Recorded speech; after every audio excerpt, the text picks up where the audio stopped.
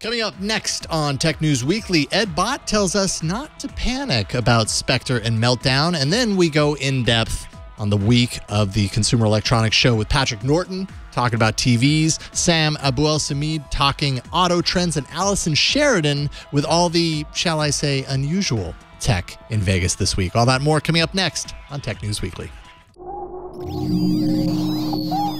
Netcasts you love. From people you trust. This is Twit. Bandwidth for Tech News Weekly is brought to you by CacheFly at CACHEFLY.com.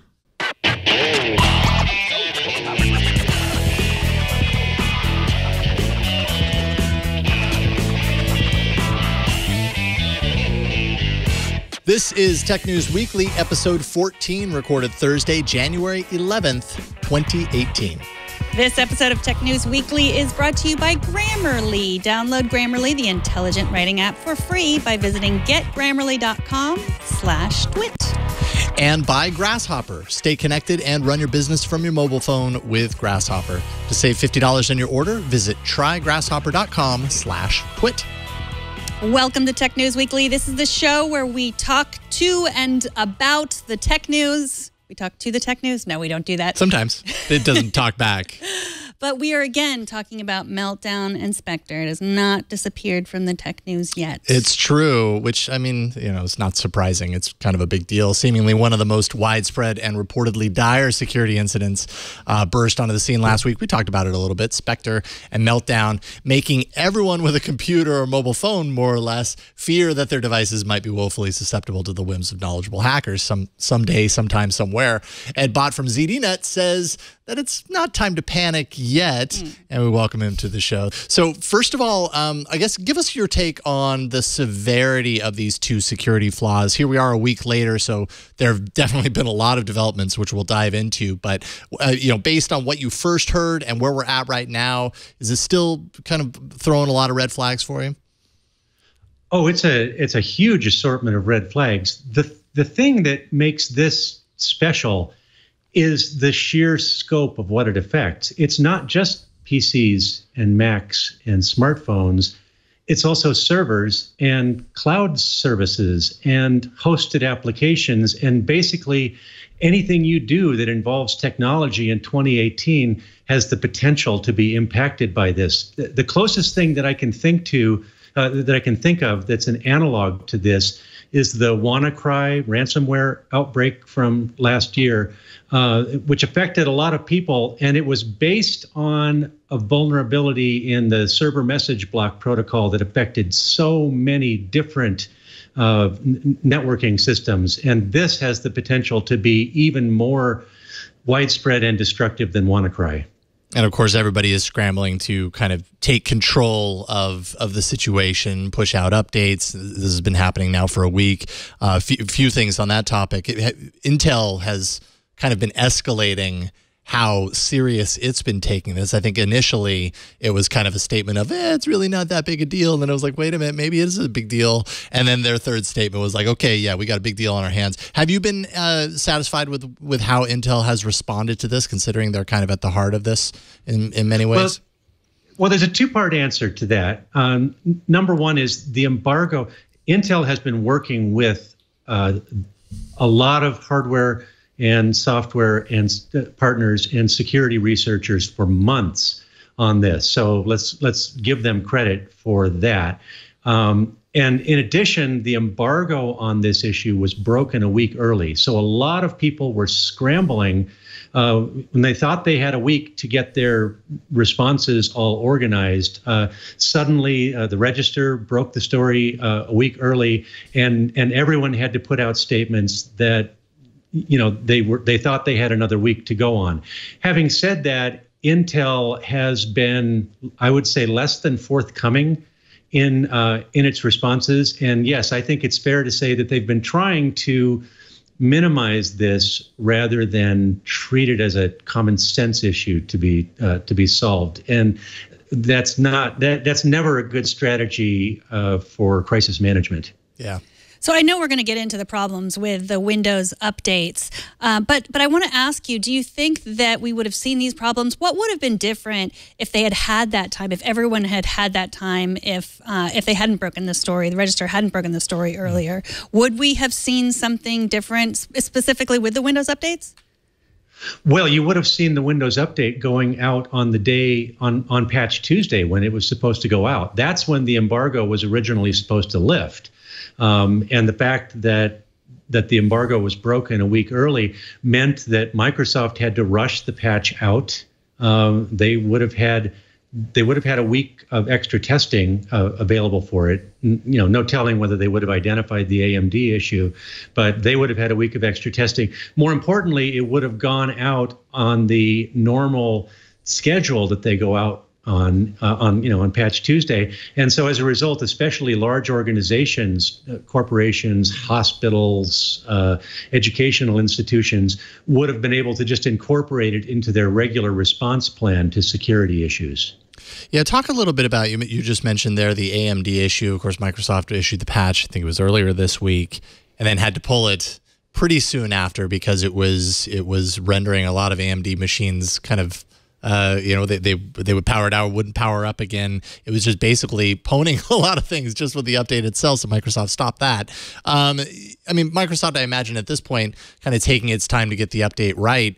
What can happen in the interim until that happens? I mean, are there any active threats that are targeting these things now that we're a week in?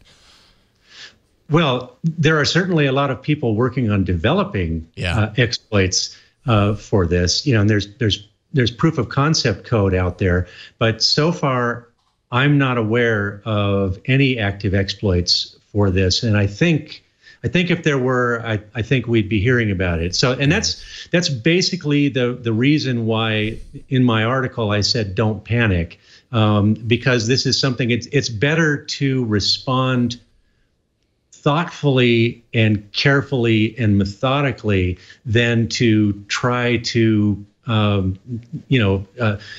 ready, fire, aim, I think I mentioned in there, is rarely a good strategy for this kind of thing. And there certainly is enough time, days, probably even weeks, for people to install mitigations, to assess the state of their hardware and software, and to develop a plan. This certainly isn't anything that you can push off until next month. But a lot of the hard work has already been done by the hardware and software vendors over the last couple months to get many of the patches ready for this. Intel. Now, one thing that I found a little bit odd is, Intel has released microcode updates that it gives to the hardware manufacturers, and they in turn incorporate them into the firmware and BIOS in devices like PCs. And apparently some of the early code that went out to at least one vendor, Lenovo, they had to pull, so we're still in a very fluid situation in terms of having patches ready, in particular for hardware manufacturers who have to patch the firmware of their systems. That is such an important component of any modern device. You do not want to get that wrong, because when you do, you get a situation that happens, that becomes an exaggerated version of what happens with the AMD devices, where the device simply doesn't do what it's supposed to do, and in some cases you can brick it either permanently or for the long term. Mm-hmm. So your writing is focused on the enterprise. It's focused on Windows admins, but there was a lot of panicking among the regular people. I mean, there's something different between like the person that needs to patch a hospital system and like my retired dad at home on the couch with his iPhone. What do you think? I mean, do you think that the way the mainstream media treated this and got everyone like sort of very scared, flapping their arms around about how this was the worst vulnerability ever? Do you think that? What do you think that has, and what kind of effect do you think that has on people in general? Just the kind of fear that we're seeing coming out directed towards consumers. Well, that's a very good question, and it's kind of the nature of the modern news business, tech news, political news, entertainment news. Everything is the worst thing ever, and you get a little warning fatigue on the part of consumers when they see, oh, this horrible thing happened, but as it turns out, it wasn't so horrible after all. Well, the reason it wasn't horrible is the same reason that, Y2K way back when was not a big deal, is because a lot of people have done a lot of work in advance to ensure that it doesn't become a big deal. I think you're going to see, we've already got the patches that have gone out for Macs, for iOS devices, for almost all Linux servers, and of course for Windows devices. Those are going out, and they're rolling out very effectively. And for the average consumer, for your dad, my dad, anyone's dad or mom, staying up to date on patches for their device and doing sensible things is probably going to keep them out of trouble. This isn't a drive-by problem. This isn't something that, where you need to take your device and run it through a shredder because you can't trust it anymore.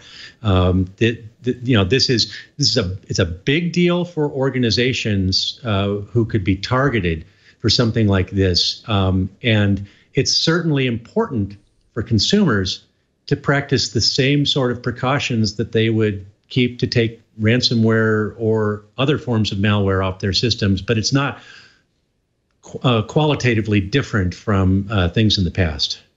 I know one thing that I feel like has alerted a lot of people in the last week around these stories is this idea of performance hit once you actually do get the update. This thought that, this world full of machines that are affected by this might get a fix, a certain percentage of them might get a fix, but even with the fix, it's going to come with this horrible byproduct, which is slowing your machine down 10, 20, 30% along the way. And I guess talk a little bit about that performance hit, and particularly how that could relate to business and business systems, servers, that sort of Windows Server, and what kind of cost that could bring to an organization when suddenly everything is slowed down. Or is that over covered in the media, do you think? Well, I'm not sure that we have enough verifiable data yet to make an accurate judgment on that. Intel published some benchmarks today that they ran on Windows 10 systems with with their highest quality, their highest rated CPU, the i7 family from the last 2 years, and they showed an average performance hit of and ranging from 0 to 10%. And both of those numbers are outliers for those. So in an organization that has desktop PCs that are less than 2 or 3 years old, the likelihood is that you're not going to see significant performance hits in productivity. Where you are likely to see problems is twofold. One is on older hardware running older operating systems, especially older versions of Windows, including Windows 7. Those kinds of systems. The fix for this vulnerability requires that instructions basically be executed more than once in order for the second time to make sure that that the result is secure. So when you start having to execute instructions multiple times, you take a hit on performance. And because of the design of older processors, the pre-Haswell processors, Ivy Bridge and earlier, the performance hit is going to be more significant on those. Having said that, though, those machines are already pretty slow compared to to modern devices. So I think for people who are still running those older devices, it's a question of it's going to go from this is annoying to this is really annoying.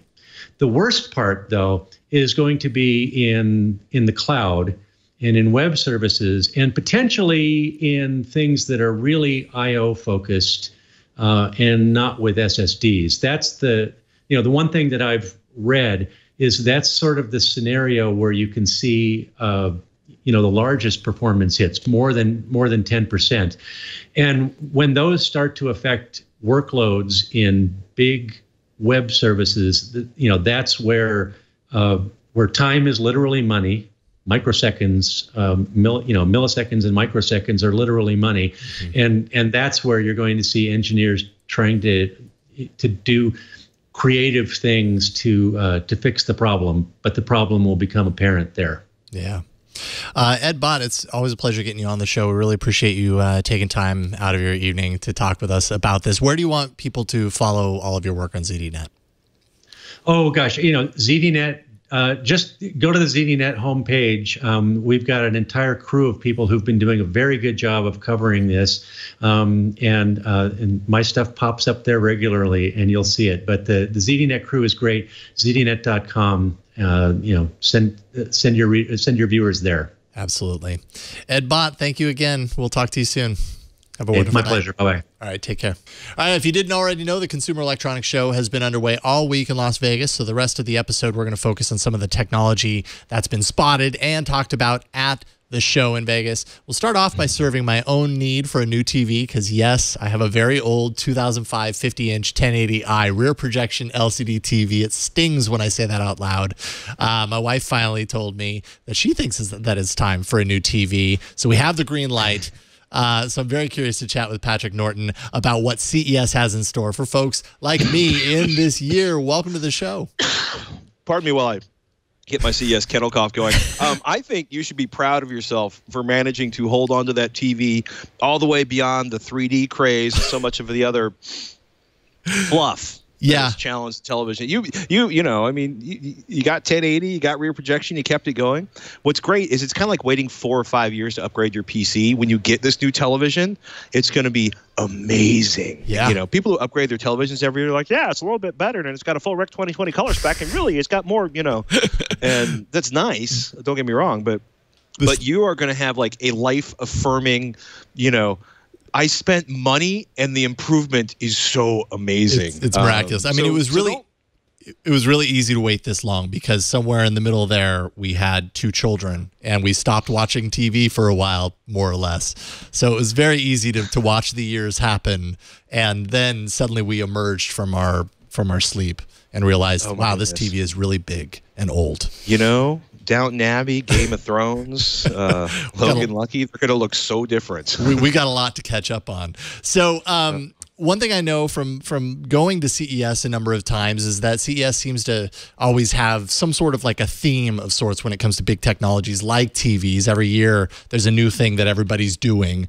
If you had to kind of summarize a little bit the big technological focus for TVs this year, what would it be? Well, in terms of TVs, right, there's a dogfight between LG, Samsung, and now TCL, who kind of, they re-entered the American market a few years ago. They got the best of TV from like the Wirecutter, CNET, My Show, AVexcel. We loved it. The 55-inch TCL 4K HDR TV with Roku. And it's $650 with occasional, we're running out of stock, gusts up to $850, but you get this fantastic television for $650. And at the high end, you had LG with their OLED televisions, which were getting all of the awards for the best possible image quality. So this year, I think Samsung's really pissed, to use a highly technical term, and they've assembled all these demos to prove that there's lots left in LED and we can do amazing things. And I want to say Sony's playing around with a 10,000 nit display to create a true HDR experience on a level. I mean, Robert's been babbling about it for like 3 days. He's just like, it's amazing. It's all about nits, which is not quite how he's saying it, but kind of how it feels. The other thing that's kind of going on, so everybody's doing incremental improvements, right? TCL's done a bunch of changes, Roku 8s in their televisions, OLED, from LG, everybody thought they're probably and they found a little more room to make it look a little bit better. Samsung's trying to prove that there's still some life left in LCD. But the thing that really struck me, especially on press day, was LG and Samsung trying to convince me or you or America or the world that you need to buy incredibly expensive connected appliances because they're all connected already, but they're adding in artificial intelligence because my life is so regular and meticulous. There should be you don't want to talk to a speaker. with a microphone. We want to give you a robot. You want to talk to your analyze TV. your habits. Yeah, and it's everybody wants to. There's this battle right now where everybody wants to, everybody's looking around and going like, wow, Google and Amazon are kind of owning this whole voice control thing. Well, we want to insert ourselves in this. Or we want to be as important as them. And I'm starting to look at a lot of these systems the way I look at television operating systems, which is to say, if it's not a Roku OS, it's probably not going to be maintained in 2 or 3 years. So just buy an Apple TV or a Roku box or, a Netgear Android TV box and just, don't bother. Because it was frustrating because LG did a demo where like, I want to say it's Chloe. What's on my schedule today? And Chloe's like reading the schedule and with this really perky voice that makes you want to light the little robot on fire. And then it's like, okay, Chloe, is my workout gear done? And it's like, you don't want to have to. You both have children, right? Yep. Parents, a lot of laundry in your lifestyle. A little bit. Did you ever once like, sit there, you throw, you sort the laundry goes in the machine, the soap, whatever, accoutrement you add in there. And for me, I have to have an LG washing machine and it's like click, click, or maybe click, click, click, click, and it starts. And apparently click, click is a real impediment. It's Two clicks too much. is an impediment to me being able to function. And I need artificial intelligence to, predict based on the time of day what this laundry is going to be so it can choose the appropriate or best setting for me. And I'm just sitting here and I'm like, I know people who have these meticulously organized schedules and apparently always wash their workout gear at 8 o'clock every night or always wash, their sheets every Sunday morning at 6 a.m.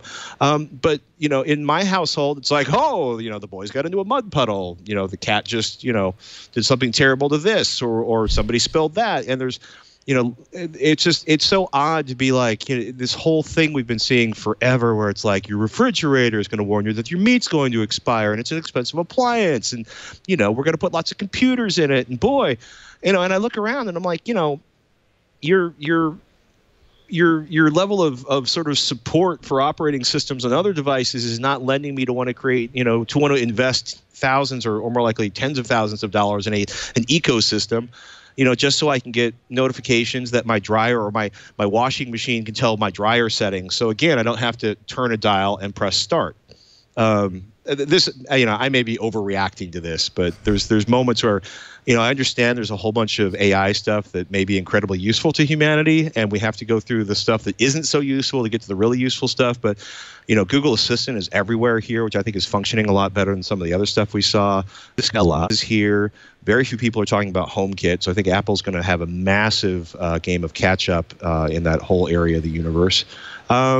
Yeah. So, that's kind of what's been interesting for me is watching just how big voice control and then, LG and Samsung's attempt to put AI everywhere. Yeah. I do want to talk to my TV. Like, I don't want to have to talk to my TV about anything except for, entering my password or, telling it what I want. Like the Apple TV. Like, that's perfect. Like, I also have an actual Android TV, like not the box, but the Android TV, and it's too old to have the voice, and it's just like I feel like a cave person trying to, beep, beep, beep, click over that stupid TV keyboard. So that's where I think voice is useful. But I get, I think voice control makes perfect sense. I have even broken down. I have avoided putting the little 24-hour-a-day observational microphones in my house from Google and Amazon, and actually bought a couple over the holiday season they're in the garage, and I'm finally experimenting with this stuff. Because it's kind of cool, some of the automation you can do, or like you said, just being able to speak a password, which kind of defeats the purpose of an Apple TV password if you're trying to keep your children from buying, all 22 years of Thomas the how Train? It's made. Oh. Yeah, no, gosh. We have a strict no Thomas the Train policy in our house. It's a long story. Not a lot of branded characters in our house. But my 7-year-old, who was 7 at the time, my 10-year-old saw Guardians of the Galaxy when it came out. So, obviously I have some complicated relationship to parenting and content choices. Thomas the Train, not so good. Guardians of the Galaxy, Rocket Raccoon. Hey, I'm with you. I'm with you. Yeah. I have a question just in general about the blackout. Like, I saw it on Twitter. What happened, and what happened to all the TVs when the blackout happened? Like, were you just all describe that situation to me?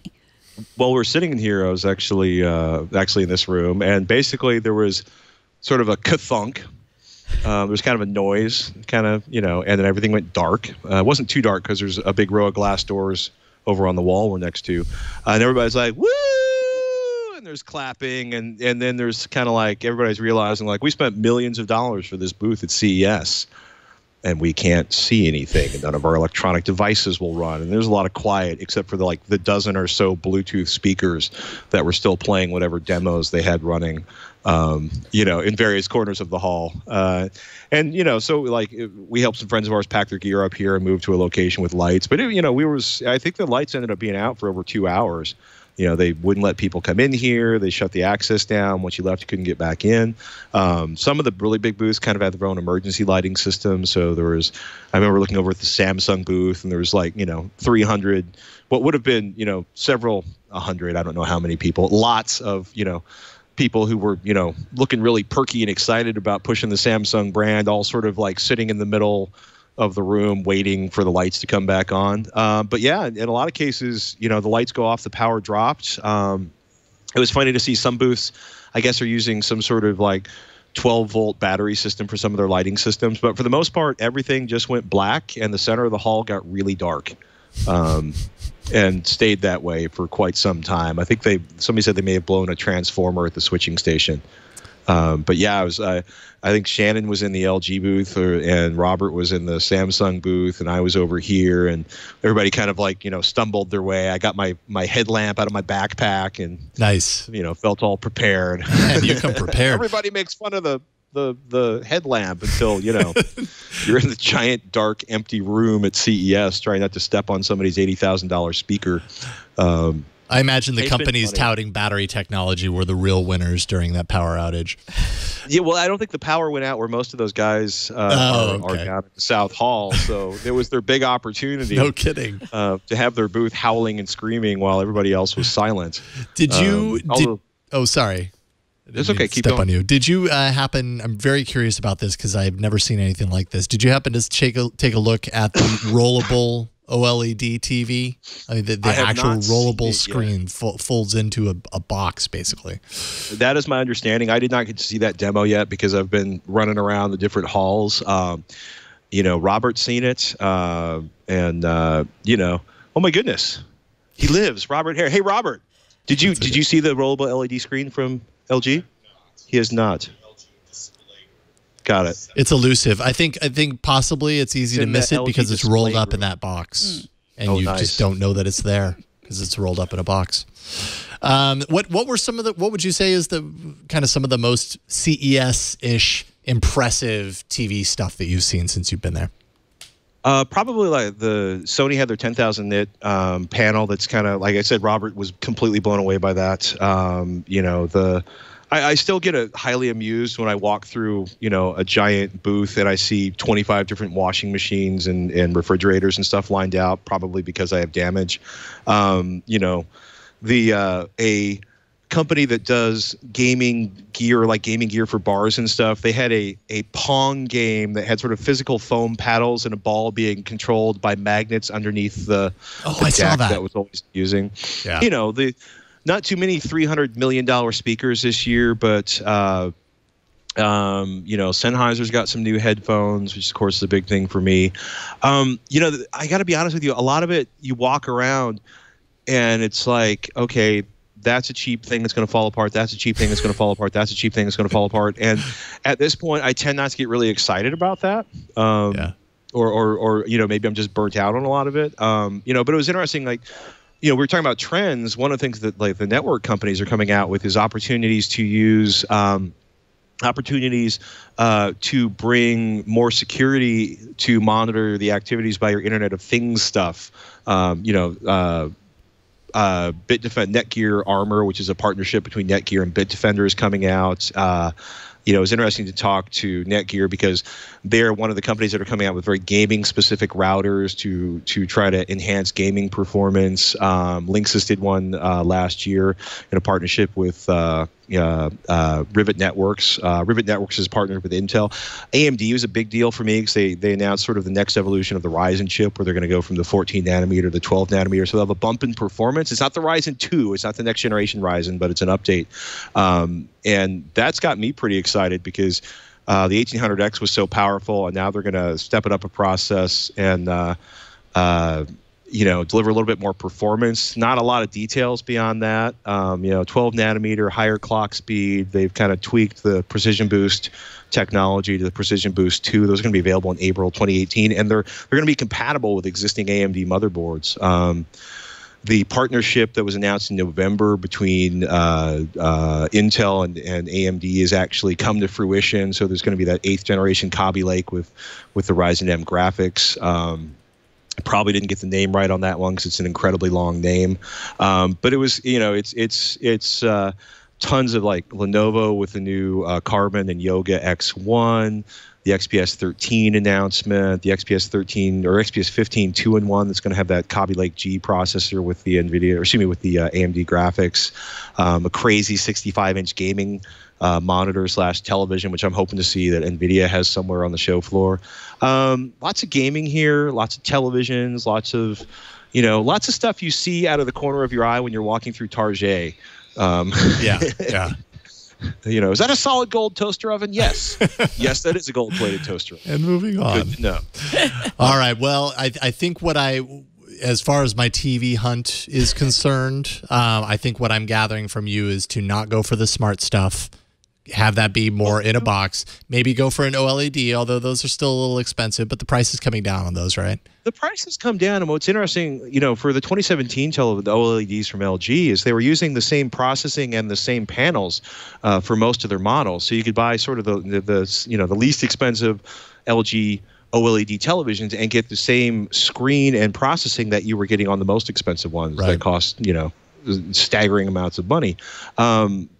They've got a couple different grades of processing technology, so they're kind of split in the sort of less expensive and more expensive televisions. There's going to be kind of a break now where as you spend more money, you get a better processing unit inside of there. But I think it depends whether you want like a 55-inch, a 65-inch, and I will always say you really should consider. Just saying, you really should consider taking a look at a projector. Because I'm obsessed with a 100-inch projection screen makes such a magnificent movie watching experience. I wish I had the living room to support a 100-inch screen of any type. I don't think that you do the retractable screen. You hit the button on your Harmony remote. The screen comes down. The projector fires up. The movie starts. It's great. You never have to deal with that 14-year-old kid breaking up with his girlfriend in the row in front of you. Sounds delightful. I'm not sure that's in the cards this time, but if it is, I'll definitely reach out and find out what the best projector is for that purchase. AVexcel is the show that you do with Robert Heron. We're going to do a deep dive on everything that's going on with Samsung, LG, Sony, TCL. Hisense is back with a vengeance. We'll be going deep on that and talking about some of the audio technology we saw at the show too. Awesome. I don't know if you can hear it, but that's the giant 400-watt Bluetooth speaker that's going to start blowing out in a second. Sounding crispy. Beware. Nice. Very nice. Well, protect your ears, Patrick, and we really appreciate you carving out time from the show floor to talk with us today. Thank you so much.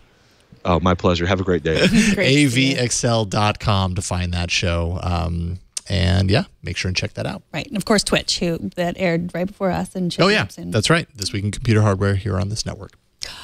Up next, augmented reality, toothbrushes, and other stuff we missed at CES, including lots of cars. But first, this episode of Tech News Weekly is brought to you by Grammarly. Grammarly's AI-powered products help people communicate more effectively. I use Grammarly to stay one step ahead of the grammar police. Who am I kidding? I am the grammar police. You know what I'm talking about.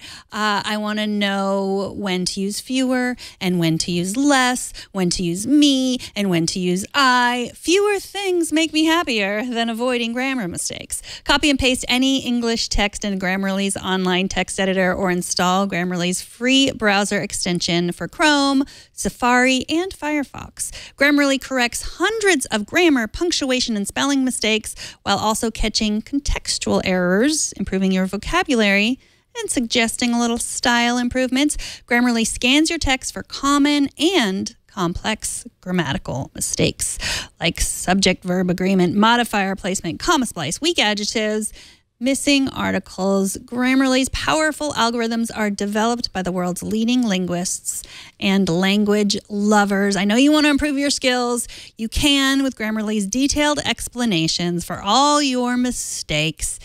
They also have weekly progress reports. You can write confidently and mistake-free in your Gmail, your Facebook, your Twitter, your LinkedIn, nearly anywhere you write on the web. You can also check out Grammarly's Facebook and Twitter accounts for fun grammar tips and discussions. Get started and join more than 10 million happy Grammarly Chrome users today. All you have to do is download Grammarly now at the low, low price of free. That's right, I said free. GetGrammarly.com/twit. GetGrammarly.com/twit, and we thank Grammarly for their support. Transportation is big this year at CES, and joining us fresh from Vegas is Sam Abuelsamid from Navigant Research. Welcome back to the show, Sam. Hey, it's great to be back again. So you made it out of CES. I haven't heard just you. Barely. And you don't seem sick. So far, I have managed to pretty much avoid it. I don't feel sick yet, but I still have the Detroit Auto Show to go through next week. So I'm pretty sure that by the end of next week, I will probably be on my deathbed. Well, let's get everything we need to know from you now. I'm just kidding. Exactly. I see that your background is the Aptiv car. Was that the self-driving taxi? And did you take a spin at CES? I did go for a ride in that car, and Aptiv, for those folks, which is probably most everybody that have never heard of the company, until about a month ago was known as Delphi, which was originally was GM's parts division that got spun off in the late 1990s, and it looks like my picture is stuck. Oh, am I stuck? You're good. Okay. All right. So anyway, yeah, so Aptiv is a rebranded company, and they also recently acquired a Boston-based startup called Nutonomy, and they were in Vegas this week doing demo rides with their latest generation prototypes, which are now based on BMW 5 Series sedans. And they were really good. And in the past, they've done demo rides there, but it's only been for media and analysts. This year was the first time that they've actually opened it up to the public, and they've got a partnership with Lyft. And from Tuesday through Friday of this week, so if you're still in Vegas this week through tomorrow, if you use the open up the Lyft app, if you're in the vicinity of the convention center, you may see the self-driving option pop up on the screen. And if you tap that, you can select from any of the 30 destinations that they will take you to, which is pretty much all of the major hotels and convention centers in town. And if there's a car available, you can grab one of those and go for a self-driving ride. Were they the only ones offering self-driving rides to CES attendees? I was reading some articles, and it really seemed like there are tons of self-driving tech companies there, not necessarily all of them with the names that you recognize. So there's a lot of people playing in this space, a lot of companies playing in this space. I mean, I imagine this would be the year that they'd all be saying, hey, come for a ride. You can trust us. Yeah, I mean, most of the other companies, it was mostly smaller companies that were also offering some demo rides to some media, but those were more restrictive. This was wide open to any of the 180-some thousand attendees at the show this year.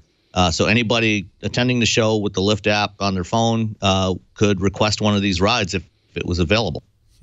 So we were just talking about Amazon voice services in everything, even where it doesn't need to be. I know that Toyota announced that Amazon voice services would be in some cars, and I think that's a good place. I've always wanted to figure out how to rig up my my Echo and keep it in the car. What can you tell us about that? Yeah, so Toyota is actually now using automotive-grade Linux in their latest generation infotainment systems that launched last year in the Camry, and it's going to be rolling out to the rest of their product line over the next couple of years as the cars are updated. And one of the things that they're adding to that they're building on top of that, is Amazon's voice services that power their Echo devices, the Alyosha voice services, as Andy Anatko would say. And so they're going to be, I believe, the first automaker to actually embed that directly in the car, so that if you have a connected car, you'll be able to say the wake word of your choice and then issue your commands, and that'll be a little bit different. Ford has something similar right now with Sync 3. The Amazon app, the Alyosha app, has has the voice services built into it, and it connects through their AppLink system, and you can issue commands that way. And then a lot of other automakers have the ability to support skills, and so you can tell your device at home to tell my start up my car and heat it up, and it'll send those commands to the car. So Toyota is going to be the first to really build that all right in and basically give you a rolling Echo, which is ironic because they used to have a model called the Echo that is no longer in production. The Echo, now in the Echo. So I feel like, at least for years, prior to this whole smart assistant sort of thing that we're deep in right now, Apple, I would say, dominated for support inside cabs when you're talking about smartphone technology that connects with your car. Probably still does, especially over Android, though Android now has Android Auto. And now we've got, of course, Amazon bringing its technology into the car. Based on all that you've seen at CES in particular, what platform do you think has the edge as we go into 2018? Or is this really, are we moving to a point to where, kind of like is happening in the mobile world, where these things just support all of them and it doesn't matter which service you want to use, it's just in there no matter what? Yeah, more and more of that is the case. For the most part, most automakers are supporting both Android Auto and Apple CarPlay now. There's a few exceptions, like, for example, BMW, that is going CarPlay only. They, for whatever reason, have chosen not to support Android Auto. But both of those systems are supported across most platforms. Toyota is the one exception that has decided that they don't want to support either of those.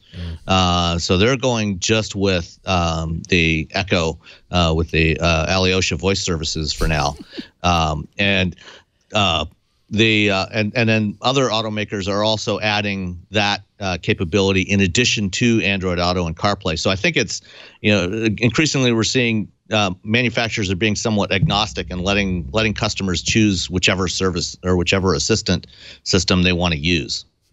So a lot of sites reported on this e-palette, Toyota's e-palette, which looks amazing. Tell us about this. What do you know about the e-palette? Yeah, so the e-palette is part of Toyota's strategy to try to build a business model around automated vehicles. And actually, this was actually from all the companies that I talked to over the last 4 days, this was actually one of the really big themes that was going on. It didn't get talked about a whole lot publicly except by Toyota and Ford, but there was definitely a lot of discussions going on by various companies. And Toyota and Ford actually announced some very similar initiatives.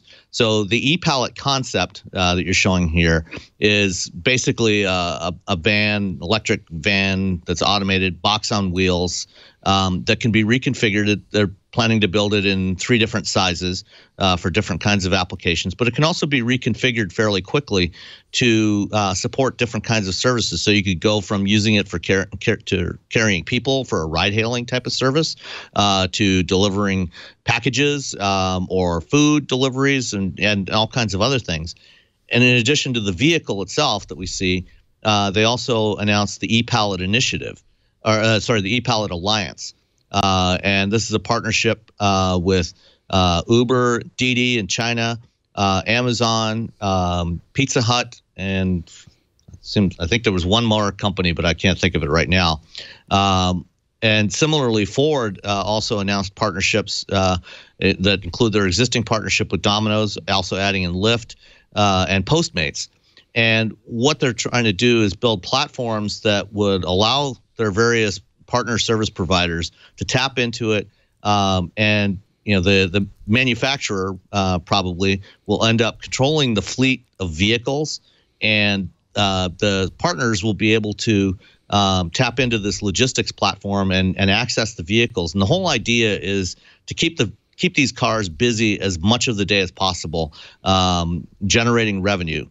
Because these things are going to be fairly expensive. They're going to be expensive to maintain and support over time. And so, Ford talked about this quite a bit about a month ago when they announced some of their plans with their automated vehicles. But these vehicles are all going to be in these various mobility or transportation as a service environments, and so they want to keep them basically working just like any other commercial or fleet application. You don't, airlines. When an airliner is sitting on the tarmac, it's not making any money for the airline. So you want to keep it working as much as possible, doing productive things that are going to make money. And so that's what ePallet is all about, and Ford's Transportation as a Service platform that they're developing, and other and Volkswagen has Moya that they're doing in Europe, and it'll be expanding elsewhere. So it's all about building the business models for these vehicles. So January, of course, there's no rest for anyone covering car technology. The Detroit Auto Show is next week. What do you expect from that conference? There's going to be a lot of pickup truck news. Pickups are going to be really big in Detroit next week. GM already showed the new Silverado briefly at an event in December just before the holidays, but they didn't give any details on it. They'll be unveiling that in full on Saturday night, and I'll be going to that event. Ford, I think, is going. They already announced on Monday that they're finally going to launch a diesel engine in the F-150, and there's going to be some additional news that is still under embargo for now, and then there will be other news that I can't talk about just yet as far as that. So there's a lot of interesting stuff coming, both with electrification and with pickup trucks, and we'll see more stuff, more news talked about as far as automated vehicles as well over the next few days. Well, Sam, thank you so much for joining us. Sam Abuelsamid is the Senior Analyst for Smart Transportation with Navigant Research, and of course, one of the hosts of the Wheel Bearings podcast. So check both of those places to get that news that he hinted at. Thanks so much for coming on, Sam. Thank you, Sam. Pleasure as always. Take care. Great to have you back. All right, bye-bye. All right, have a good night. And a safe trip. Up next, we'll take a look at a bit of the, shall we say, more unusual technology that can be found at CES this year. But first, this episode is brought to you by Grasshopper. Grasshopper is a virtual phone system that's designed for entrepreneurs and actually works just like a traditional phone system, but requires no additional hardware purchase. You already have it. It's your phone. With their iOS and Android app, callers can reach you wherever you are on your mobile phone. So it's like having your business phone and your personal phone all in one device. Grasshopper allows you to keep your existing number so you can maintain your brand.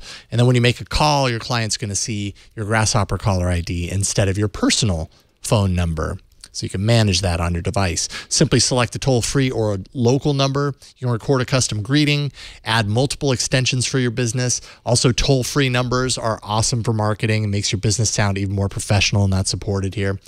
You can set up department and employee extensions with custom call forwarding to any phone in the world. So it might not just be the phone that you carry around with you. It might be the phone that happens to be where you're going. Route it there. Every phone becomes your business phone.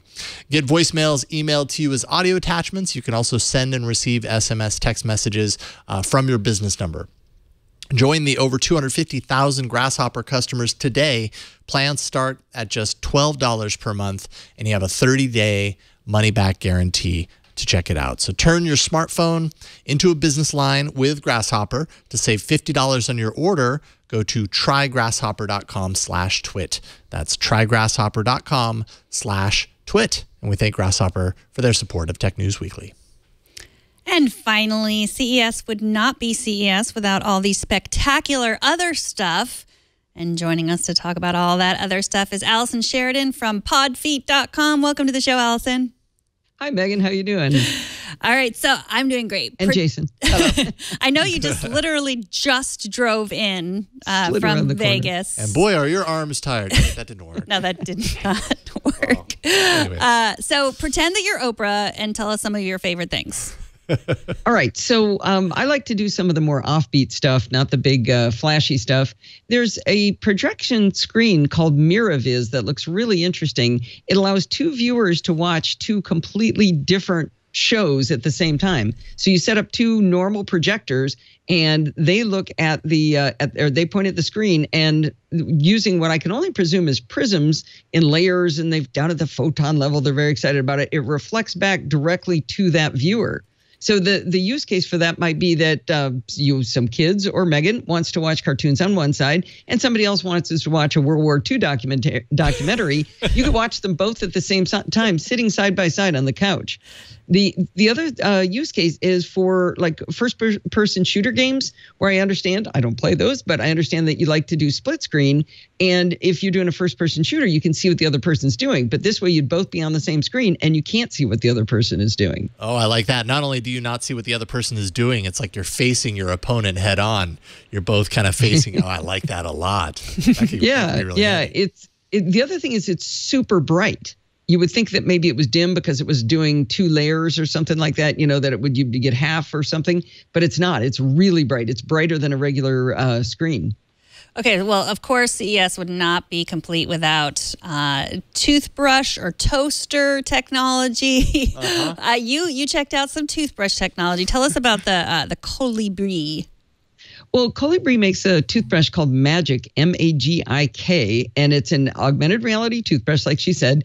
A dentist named Holly Hasegawa demonstrated it to us, and while she's fake brushing her teeth, she was on screen. You could see bubbles bouncing around as the child was doing their toothbrushing, and they got all this different visual feedback to show that they were succeeding, and it was showing them where on their teeth they had not yet brushed. And it's sort of like, doing the Touch ID thumbprint where you're trying to get all the little spots to show. It was like that, watching her do it.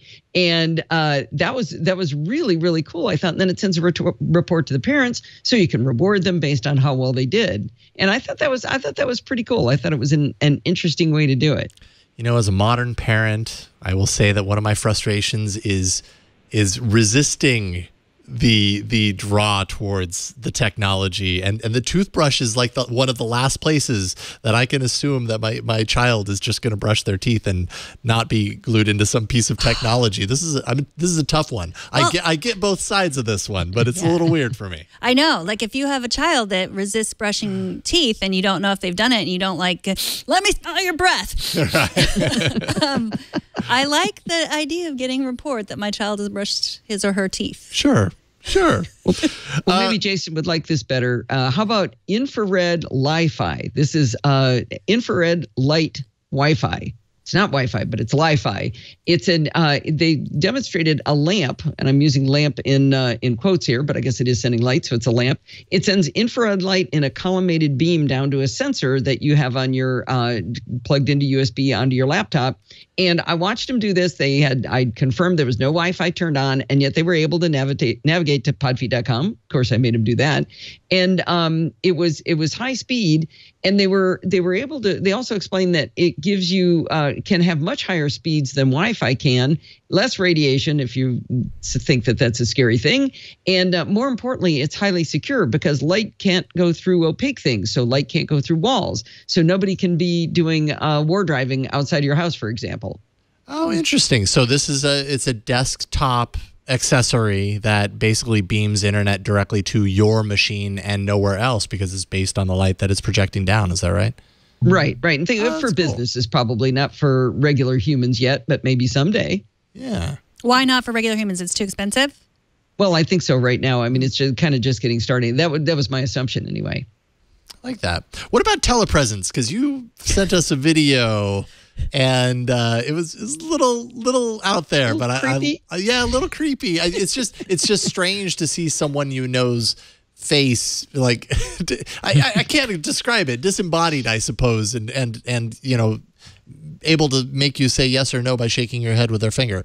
Well, the video that's being shown right here is after the fact. A company called Bellis 3D took 15 seconds for me to rotate my face and made a 3D facial scan. And the thing is amazing. I mean, it looks just like me. And you can see Steve, he's trying to make me agree with him about something. He's nodding my head up and down at the mask.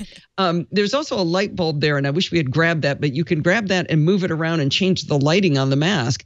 And then you can have it, have that mask printed out. I'm not quite sure what the use case is for regular people, but I mean, you could make masks of yourself and make everybody at your party look like you. I'm not really sure. Could I use it to break into your iPhone? Oh, that's a good question. No, everybody knows that doesn't work with Face ID. But the camera is actually on pre-order now, and it was $500. So it's not a crazy amount, but the speed was the main thing. I mean, it was literally 15 seconds. I turned my head to the left, I turned it to the right, and she guided me how fast to go, and boom, it was done. It was really, really cool. Okay, so I need to ask you about the Spartan underwear. Oh, I thought Jason skipped over that one. He did. That's why I have to ask you about it. I guess we're going to talk about Spartan underwear. Okay. Well, these two guys are standing in the middle of one of the show floors, and they're wearing boxer shorts with kind of nylon pants or, like fake leggings kind of things. And they said, our tagline is saving humanity. And with Spartan underwear, the problem it solves is there's been problems found with a lot of well, actually, I don't know whether this has been proven or not, but if you're worried about radiation perhaps making you not be able to have father children in the future, these are boxer shorts that have aluminum fibers woven into them, and they basically create a Faraday cage to protect your reproductive organs. A Faraday cage for down there. Yep, yeah. Faraday cage underpants. Okay. I know you traveled to CES with your husband, Steve. Did he try them out? No, they did not have try-on model. I mean, I'm sure that Steve would have had that been the opportunity. They're machine washable. I forget how much they cost. They were fairly expensive. Not too bad. But the thing I understand is that most of the problem with putting a laptop in your lap is actually heat. And I don't think now it's aluminum. Maybe it would heat it up even more. I'm not sure. I just don't know what to say about this one. Okay, one of my moving on from underwear. One of my predictions about CES, and actually in retrospect, it was a very safe prediction, I would guess, but tell me if I'm right, was that IoT is so much more mainstream known at this point that there would be a ton of very much so unheard of hardware manufacturers creating IoT devices around everything, whether it's necessary or not. Did you see a lot of that more than previous years? This year, is this a trend that we're like firmly in the middle of right now? Yeah, it got really hard. My opening question was always, so what differentiates you? Because it all started to look alike. I mean, the light bulbs and all that. If anything, probably the biggest change was that how much color there was. I mean, I'm sorry, I was specifically told not to say that. No, just don't tell her to order diamonds. That's all I ask, Allison. No diamonds for you. Okay. So the A Lady was basically built into absolutely everything. For instance, I was at the GE booth, and they had this beautiful lamp, or what do you call it? Lighting fixture for your ceiling, and she was built into that. She was built into fans. She was built into humidifiers. She was built into just everything. Makeup mirrors. She was absolutely in everything. They talked about Google Now quite a bit, and there were little men running around in Google Now suits. They were white suits with like colored dots on them, but I didn't see a lot of specifics about what they were using for that. But absolutely everywhere was the A Lady built into everything, and all I can keep thinking of is she's inside the home.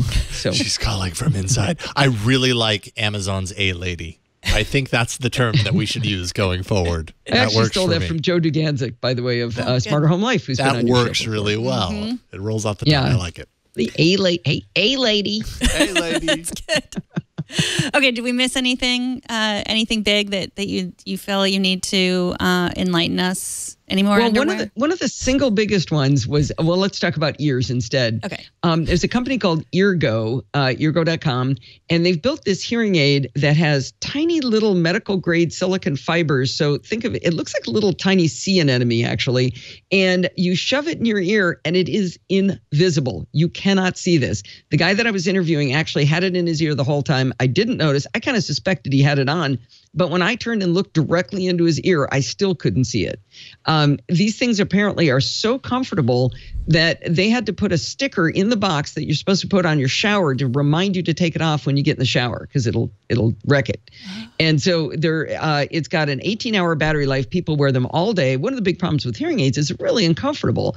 So this is a great solution because they're so comfortable. 18-hour battery life, comes in a really sleek charging case. You pop them in there and recharge them, and you get 4 days of charging, or the charging case will cover you for 4 days. And so the price is not bad. It's like $2,000, which sounds like a lot, but a lot of hearing aids go for up to $4,000. And they have a little tiny plastic rod that sticks out, or I don't know what it's made of, clear plastic. And it's got a little tiny ball on it, so you can grab it with your fingers in order to pull it out, because you can't see it. It's way down inside. It's specifically for age-related hearing loss.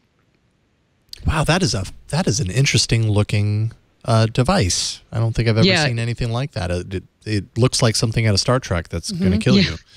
Apparently they were fly fishing and they got the idea for what it would look like, but it's just these little rubbery little fibers that sort of hold it into your ear. Yeah. That was probably the neatest thing. The best part of the show for Steve was he actually got in front of the camera instead of me. He was able to interview a gentleman from the Johnson Space Center about NASA, the Space Launch System, and the work that they've been doing on the Orion crew capsule. So SLS is crewed deep space travel to and beyond the moon, including Mars.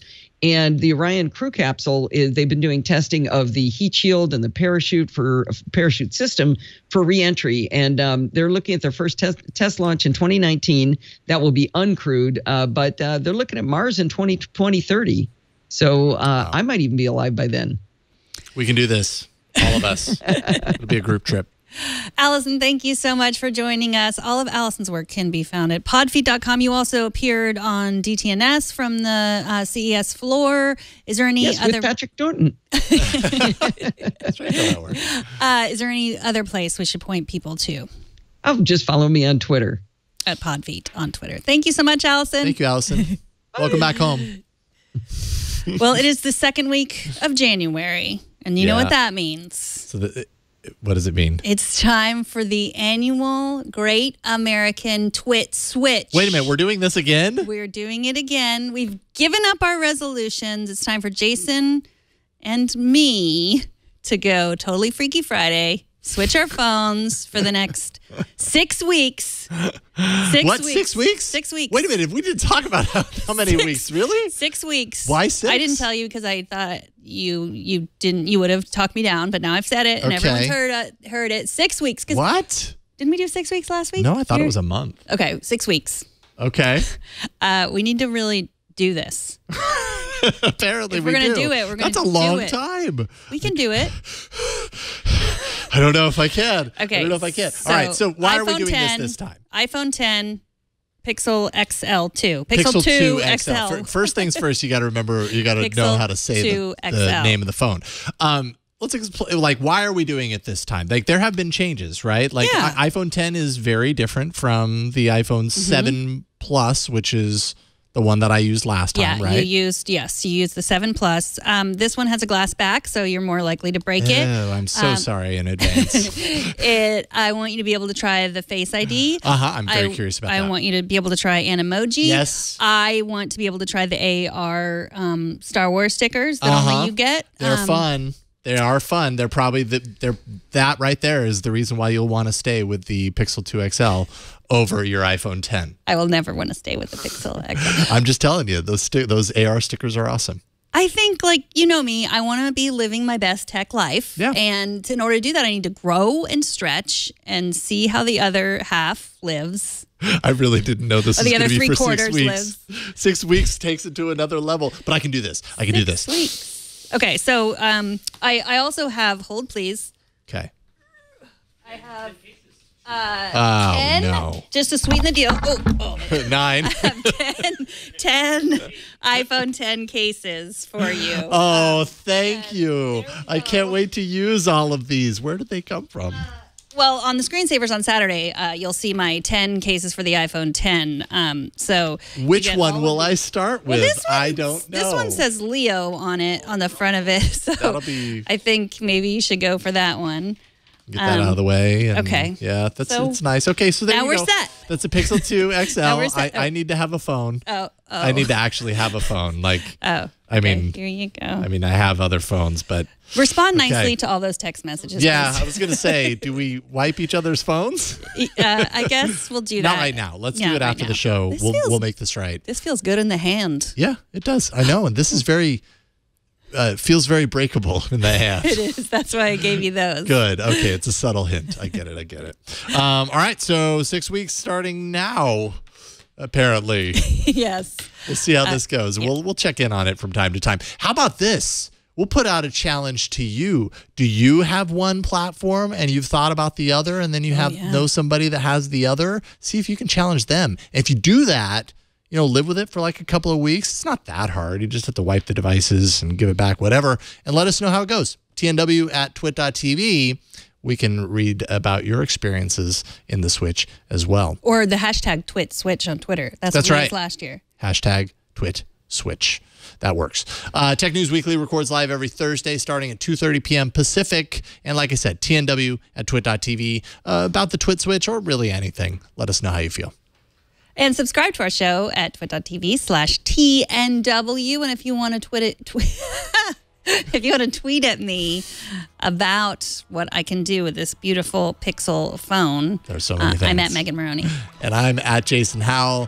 Thanks to everyone who helped out. I feel like everybody that works here was in here at one point or another. Burke, Josh, Jammer B, Colleen, everyone was helping out. So thank you all for that. And thanks to you for joining us for another week of Tech News Weekly. We'll see y'all next week. Bye.